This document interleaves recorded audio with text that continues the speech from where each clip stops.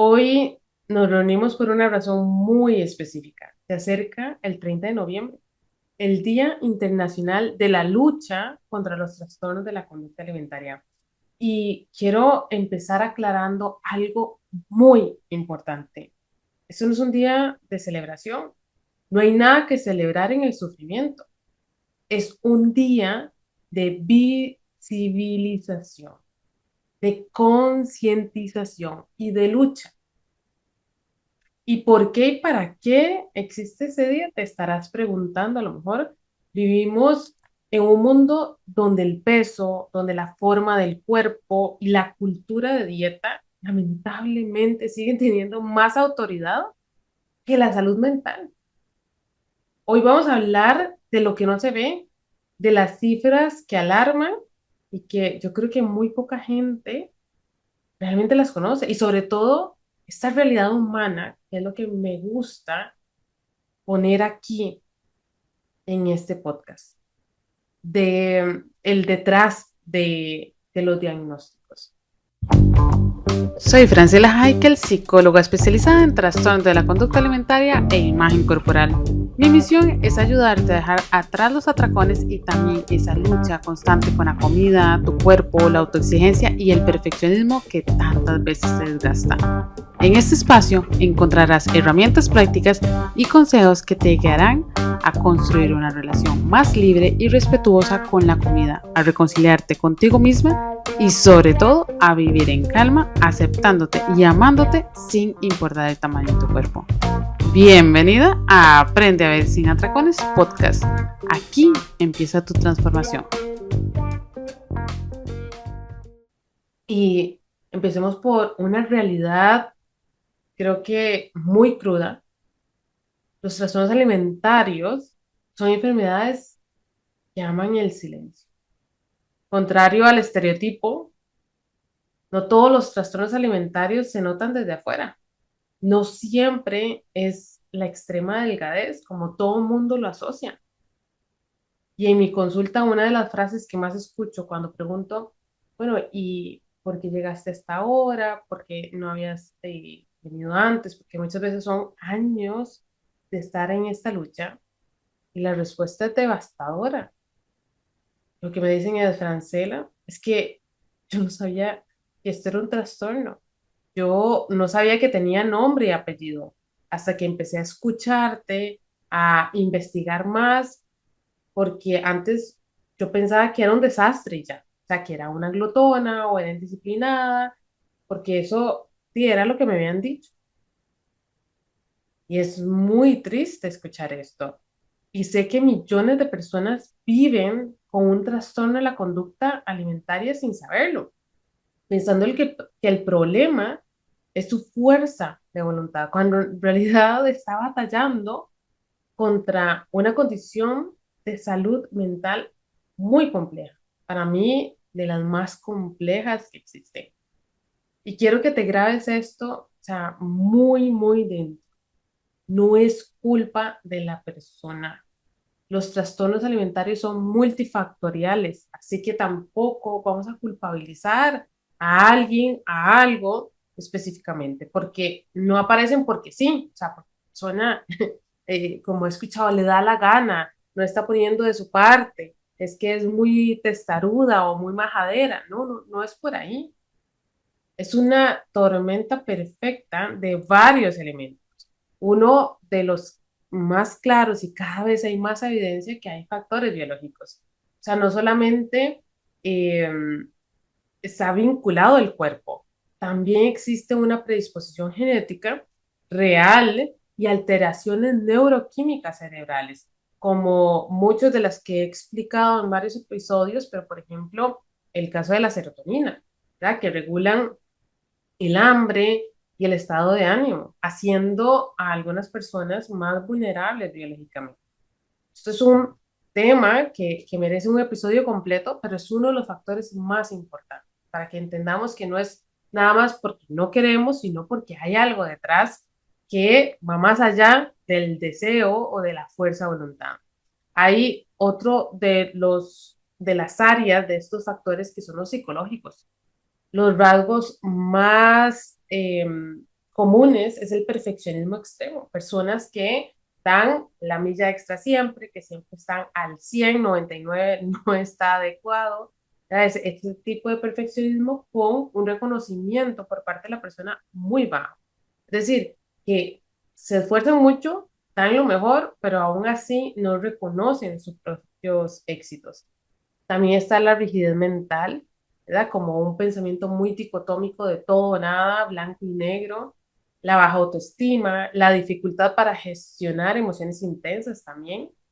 Todos estos factores psicológicos son un terreno fértil, digo yo, porque ahí es donde muchas veces los trastornos de la conducta alimentaria encuentran la raíz para crecer.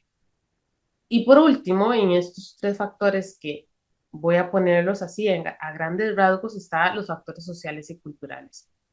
Vivimos inmersos en una cultura de dieta y esta es la realidad.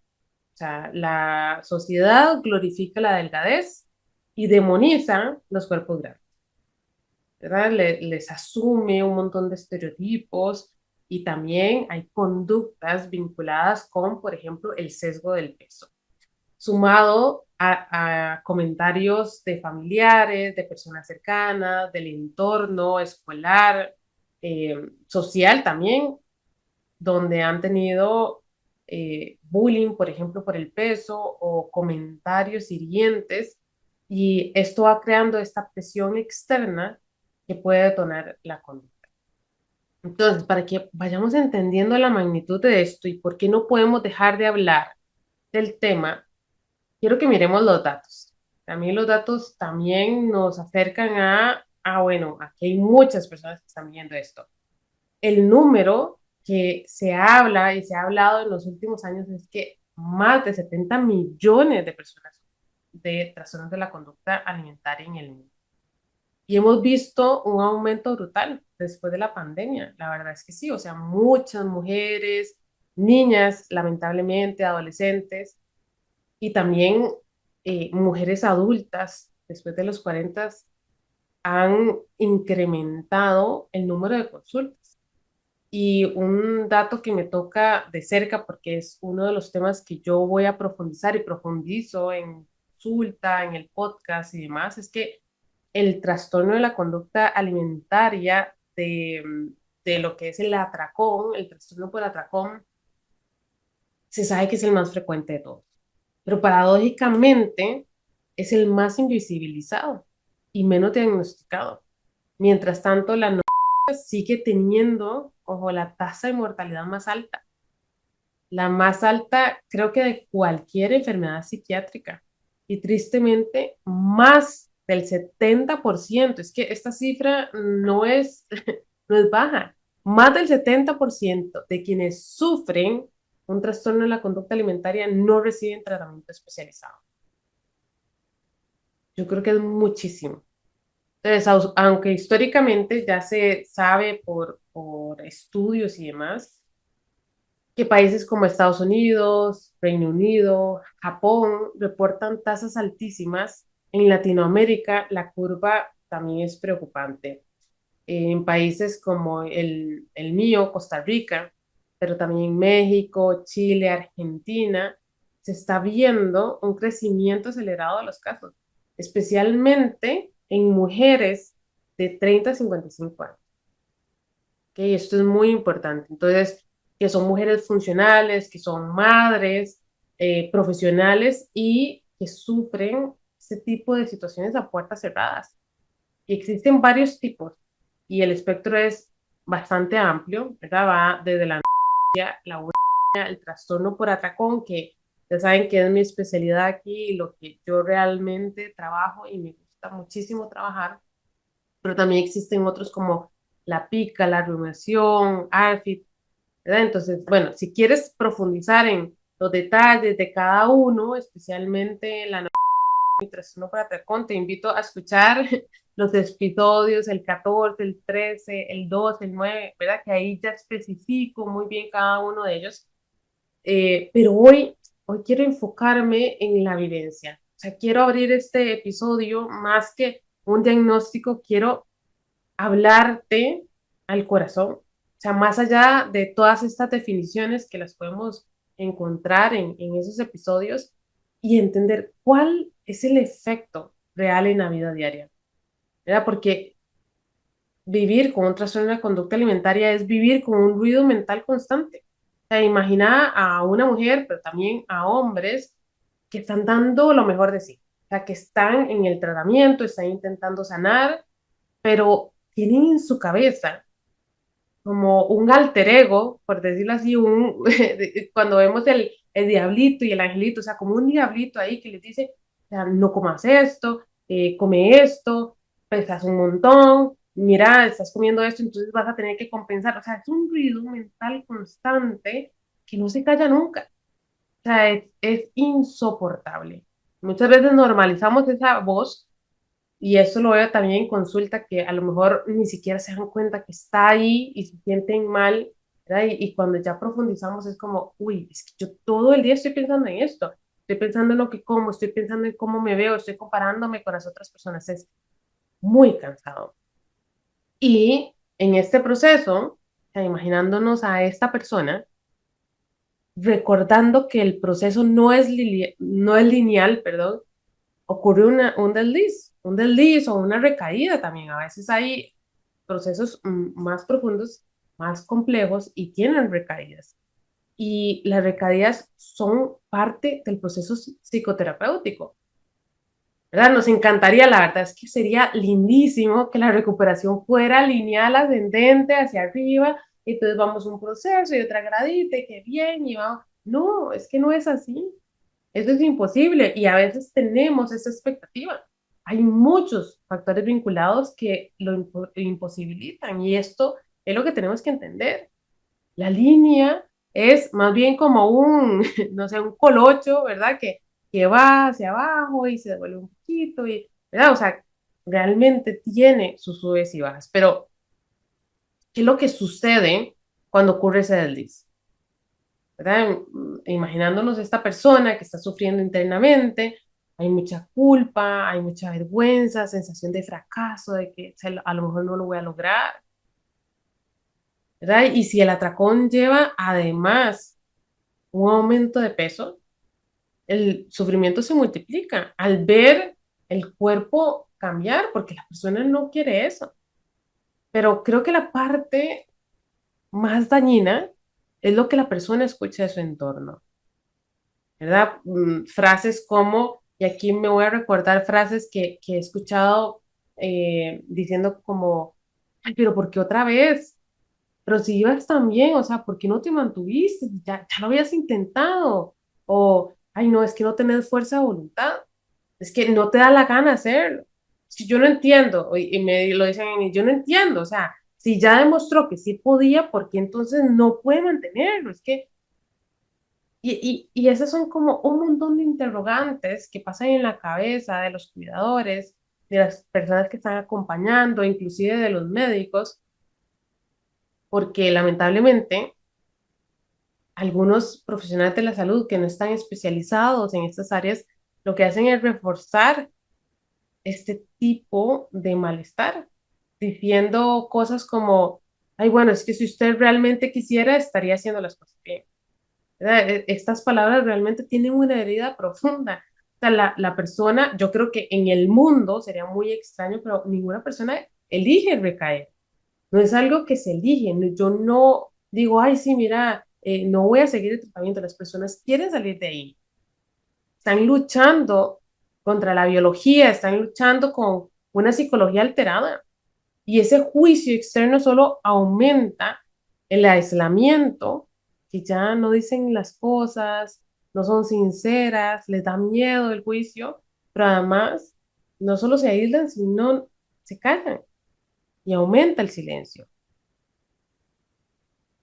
Y el diagnóstico no se hace con una balanza, se hace con una evaluación clínica especializada.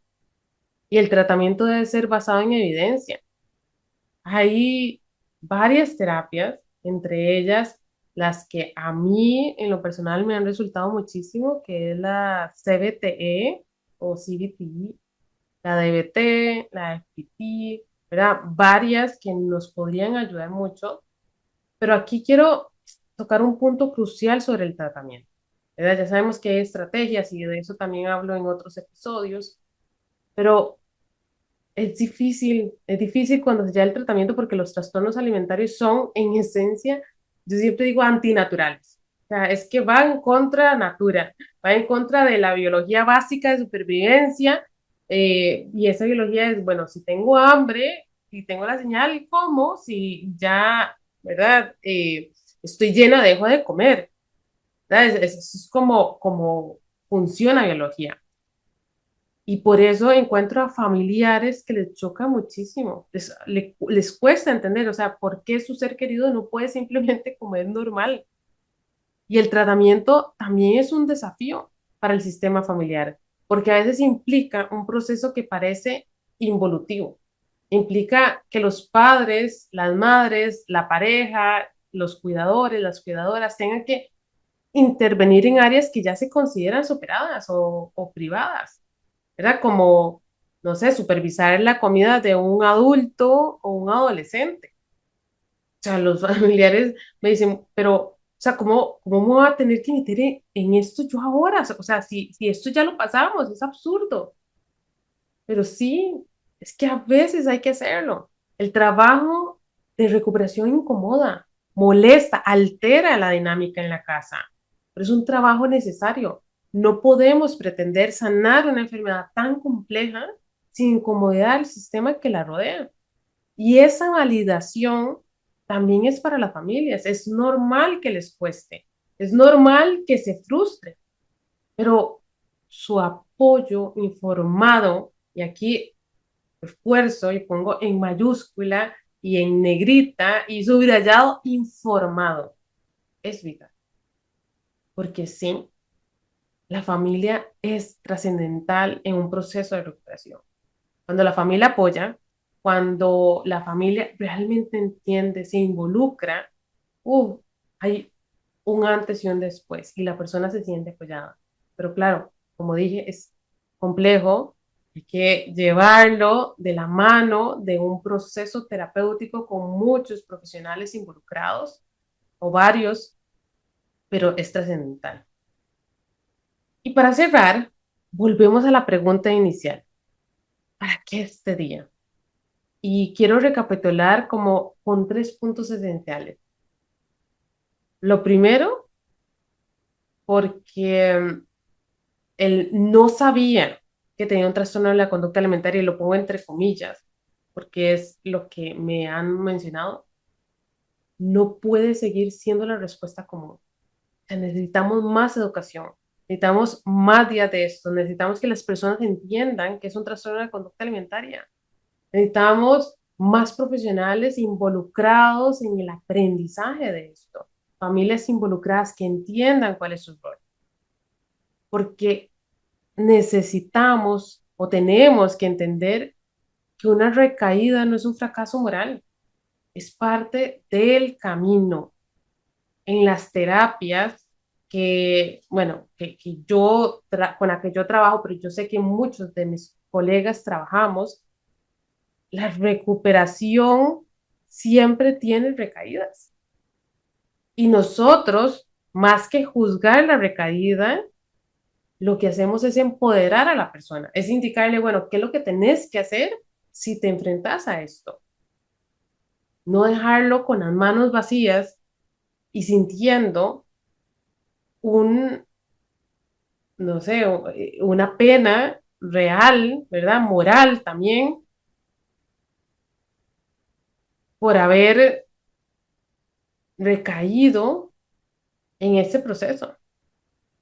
Y porque el estigma y los comentarios simplistas de cerrar la boca y ya, ¿verdad? Lo digo con esta frase tan grotesca, porque la escucho y lo escucho de mis pacientes que les dicen eso o que interpretan sobre lo que les dicen, sigue dañando y retrasando la búsqueda de ayuda. Así que si hoy me estás escuchando y sentís que la comida domina tu mente, quiero que sepas algo muy importante. El camino es retador, sí, es retador como cualquier camino, hacia un proceso. Incomoda también, ¿sí? Pero vivir en la cárcel del trastorno de la conducta alimentaria es mucho más doloroso que el proceso de salud. Y eso lo he visto en muchas pacientes. Así que tenemos mucho trabajo por hacer, pero empieza por reconocer que esto existe y que mereces ayuda profesional y en paz. Muchísimas gracias por estar el día de hoy.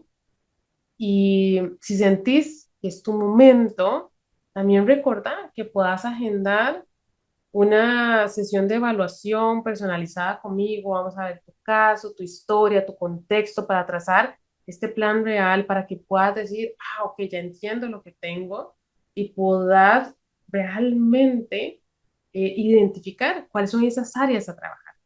Así que gracias por escuchar, por educarte, por ser parte de esta lucha. Y te mando un abrazo fuerte. Y si te animas, me encantaría que compartieras esto con mucho más personas para que podamos sensibilizar a la mayor cantidad, que podamos darle nombre y apellido y que menos personas en el mundo sufran de un trastorno de la conducta alimentaria en silencio. Un abrazo y nos vemos en el próximo episodio.